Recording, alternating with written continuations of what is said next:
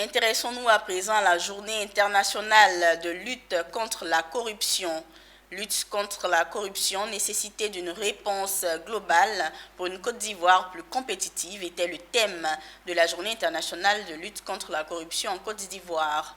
À l'instar des autres pays du monde, cette journée a été célébrée en Côte d'Ivoire ce 9 décembre en vue d'attirer l'attention des gouvernants et des populations sur les dangers de la corruption.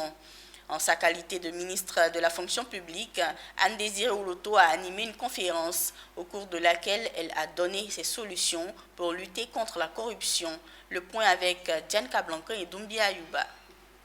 La corruption est un phénomène social, politique et économique complexe qui touche tous les pays. Elle sape les institutions démocratiques, ralentit le développement économique et contribue à l'instabilité gouvernementale.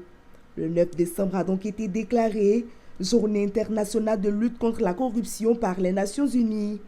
Afin de sensibiliser le monde à ces problèmes et pour faire connaître le rôle de la Convention en matière de lutte et de prévention.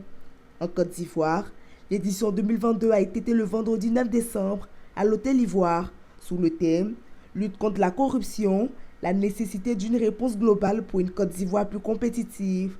À la tête du ministère de la fonction publique, le secteur le plus touché par ce fléau, Anne-Désirée Oloto, a été invitée afin de donner plus de recettes pour faire face. Elle qui a déjà pris plusieurs mesures dans ce sens. Distingués participants, le premier chantier qui est relatif à la modernisation de l'administration devra, à mon sens, porter sur la moralité et la compétence du fonctionnaire et de l'agent public, animateur du service public.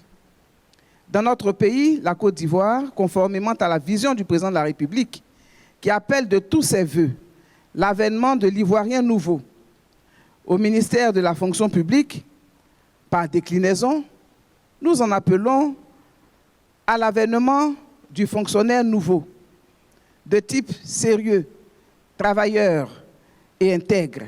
La Côte d'Ivoire s'est dotée d'un cadre institutionnel et d'outils opérationnels destinés à freiner la propagation de la corruption et même l'anéantir.